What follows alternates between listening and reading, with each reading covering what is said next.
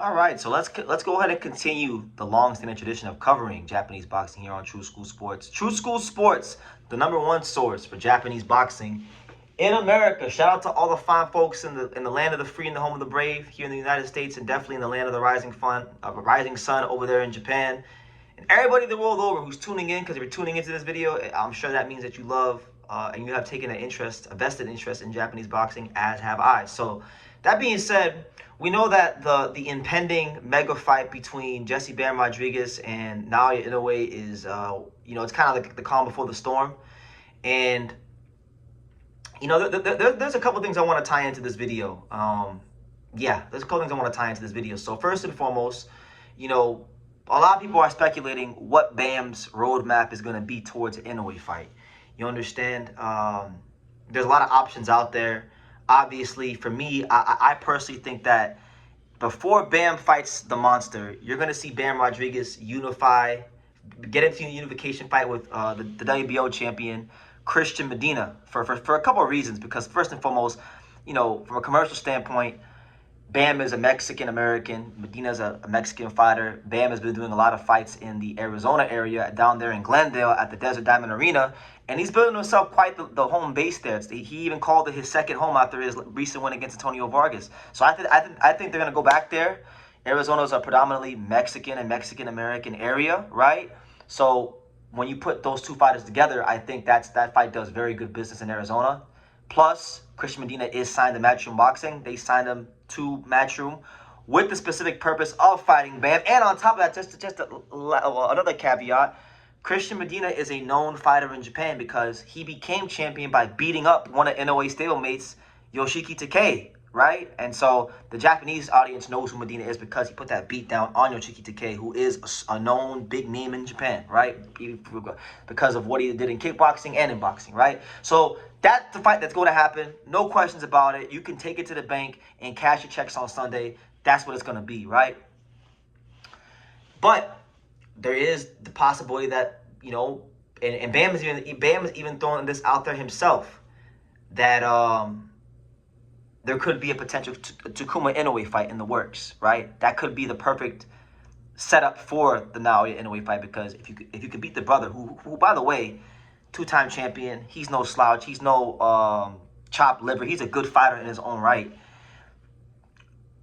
That's a hell of a fight. I like that fight, and if you beat him, it's the perfect lead into a Naoya Inoue fight. Now, after Bam said that, roughly about a week ago, at the time he's shooting this, he said that earlier in the month, Takuma accepts. Takuma Inoue has accepted. He said, I would definitely, he pretty much responded to the clip on Twitter, and he said, I'd definitely love to do that fight. It's a hot fight. Let's do it, right? He wants to do that fight. So Takuma Inoue is with the shit. He's with all the smoke.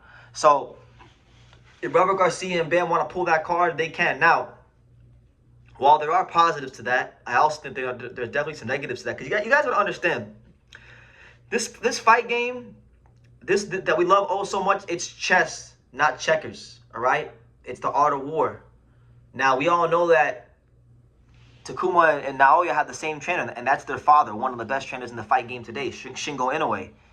And do you really want Shingo Inoue to get an up-close and person look at Bam before Naoya fights him? I don't know if that's 100% the most prudent thing to do from the Bam Rodriguez side of things. So for that reason, I don't see that fight happening.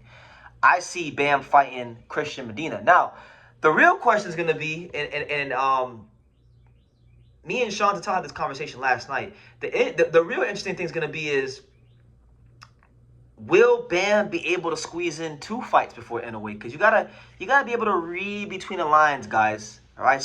Many times in boxing, things aren't going to be said in plain English, but you gotta be able to read between the lines. So you got Inoue, who seems to be really up for this fight. He's reposting Ring Magazine pictures of him and Bam on his Instagram, which he never does. Right. You've had Hideki Ohashi post a picture of him and Eddie Hearn, basically hinting at the fact that they're going to work together. That never happens either. So there seems to be real ambition from the Inoue side of things. They've shown their hand at what they want to do, right? And they're very used to getting their way. They're very used to everybody playing nice with them. But Robert Garcia is a very shrewd, very smart boxing man. And I think he's definitely going to try to time this out and move Bam in the best way he sees fit. And they're going to take some criticism. I think they're going to take some criticism from the boxing fans. You're going to get people saying that Bam is ducking Naoya Inoue, right? But again, when you're the manager of a fighter, you don't do things in the best interest of the guy you're going to fight. You do the big things that you feel are advantageous and in the best interest of your fighter. And so Bam's body looks like it could probably fill out a little bit more when going up to 122. And they're going to do the Christian Medina fight. And if he gets by Medina, I would expect a fight at 122 against, someone like Ramon Cardenas, Sebastian Hernandez-Reyes, or better yet, I'll tell you guys, I'll give you guys this one.